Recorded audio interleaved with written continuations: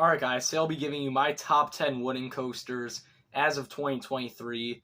Now, obviously this will kind of spoil part of my top 25 or top 50, whatever I do in a couple months, but I don't really care, so let's get right into the list. Number 10 is a very overrated wooden coaster in my opinion. This is Mystic Timbers at Kings Island. I think it's fun. It's got floater for sure. It's like quick pops of floater, which is kind of weird to say because usually quick pops are ejector, but in this case it's not quite that strong. And yeah, there's a lot of these, which is really cool, but they're not that strong. A lot of people claim these are crazy. I don't know, maybe I just caught it on a bad day or something. Like, I don't really know, but yeah, it didn't quite live up to the hype. The shed is obviously not very special.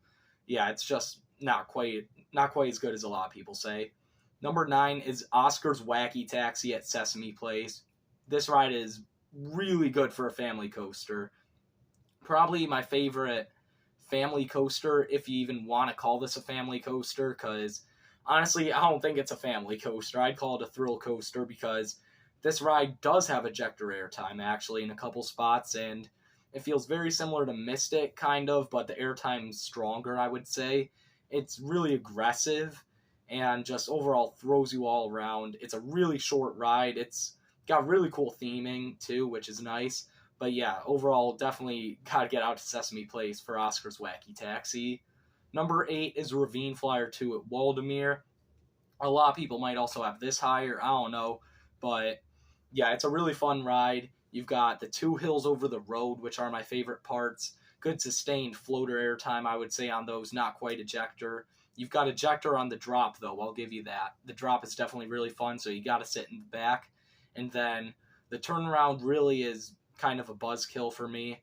And that's the real issue with this ride is the parts that you're going fast where the pace is up, it's really solid. Like, the parts over the road, the start of the second half, like, those are really good. But, like, the ending and, I don't know, the ending, the turnaround after the road, like, it's not it. It's just crawling through those.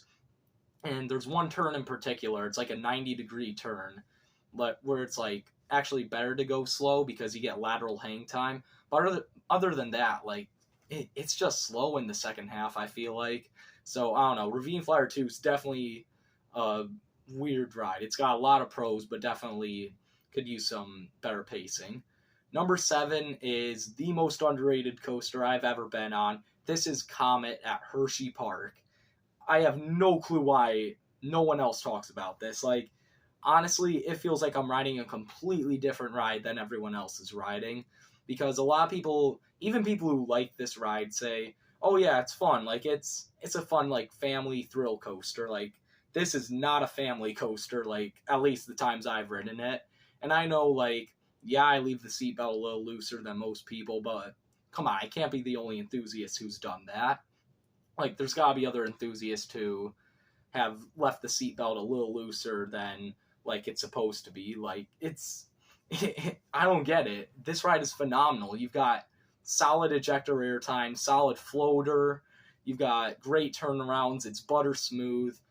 I mean, I've only ridden it in the back, which maybe that's why, especially since the back's pretty hard to find. But again, I think enthusiasts would be able to find the back row on this thing. So I'm absolutely clueless as to why more people don't like this ride. But this is absolutely a phenomenal wooden coaster. Definitely worthy of being number 7 for me. Number 6 is Thunderhead at Dollywood. This is definitely the best GCI I've done. It's extremely aggressive.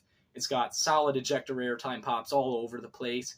This is what I expected out of Mystic Timbers. It's got great ejector, phenomenal pacing, just nonstop start to finish. It's not crazy aggressive, obviously, because it would be higher if it was. It's a little rough, but definitely not too rough. And overall, just, yeah, it's a phenomenal ride, especially in the front. Yeah, there's really not much else to say about it. Number 5 is Boulder Dash at Lake Compounce. It's also a little rough, and I hear it's been running faster and smoother with the Titan track, so it might go up if I rode it now, but back in 2022, it was still a great ride. You have one of the best settings of any coaster, especially in my almost night ride on it. It wasn't quite late enough to be a full night ride, but it was close enough, and that was phenomenal. You also have some of the best pacing on any coaster. It's not like crazy fast, but you definitely maintain your speed well for sure. And you've got great airtime pops, maybe not as aggressive as Thunderhead, but especially combined with like the laterals and the setting and everything, I gotta give it the edge over Thunderhead. Number 4 is a personal favorite of mine. I hate to put it this low, but it's the Beast at Kings Island. There's no better setting for a coaster, period. Like, I don't know what Voyage or Outlaw Run's got, but like it's gonna take a lot to top this setting. It's just so far out there in the woods. This ride truly feels like it lasts forever. I just love it. It's not the most aggressive, obviously. There's pretty much no air time, but you've got some of the craziest laterals on any coaster, probably the second craziest laterals of any wood coaster. And yeah, just you can't beat that setting, especially during a night ride, which I got multiple, fortunately. And yeah, those night rides are phenomenal. Definitely the best night ride on like any coaster, I would say. And yeah, combined with those laterals, the unpredictable layout, especially the helix at the end is really good. Yeah, overall, I just love the Beast, and I think it should be number 4. And I understand why people don't like it, because it's not that aggressive, but yeah, I just love that setting. Number 3 is Cyclone at Luna Park. Yes, this is the Coney Island Cyclone. This is probably the most famous coaster in the world, the most iconic. I mean, everyone knows this ride, and it's for a good reason. It's not just like West Coaster where everyone knows it, but it's kind of crap.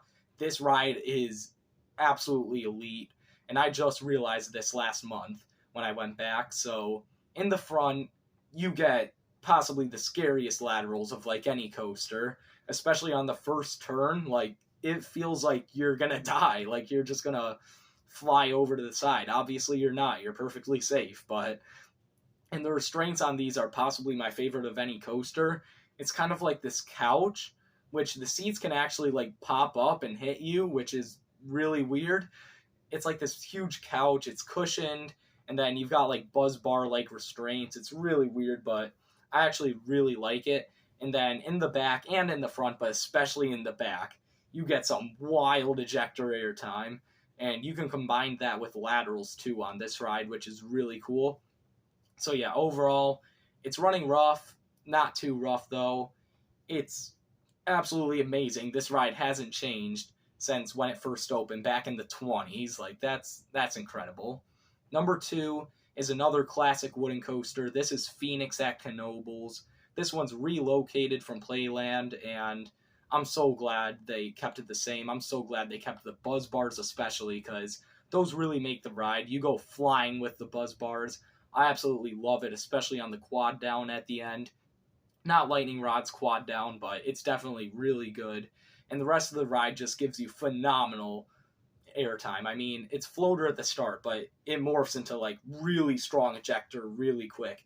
You get decent laterals on those turns, and yeah, overall Phoenix is an incredible wooden coaster. But at number 1, it's El Toro at Six Flags Great Adventure. This is by far the most aggressive wooden coaster, like probably in the world if you're not counting RMCs, which kind of like is the reason why it's the roughest coaster I've ever been on, period. I'm not even kidding when I say that. This is rougher than like Mighty Canadian Mindbuster, Predator, all those. It's brutal. You're going to take a beating, especially when you ride it 50 times in one trip like I did, and it was definitely worth it because this ride's so aggressive. The big 4 elements, the first drop, the first 2 camelbacks, and the Rolling Thunderhill, those 4 absolutely send you flying, especially the Rolling Thunderhill. That's definitely, that might be the craziest airtime moment outside of Wildcat's Revenge for me. Like, it's definitely up there. The pacing, I'm not going to lie, it's terrible. Because other than those big 4 moments, the ride really doesn't do a whole lot for me.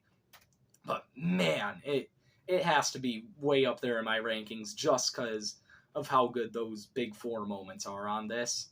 So that's my ranking of my top 10 wooden coasters I've been on as of 2023. Let me know what you guys thought of this list down in the comments below. Make sure to like and subscribe, and I'll see you guys next time.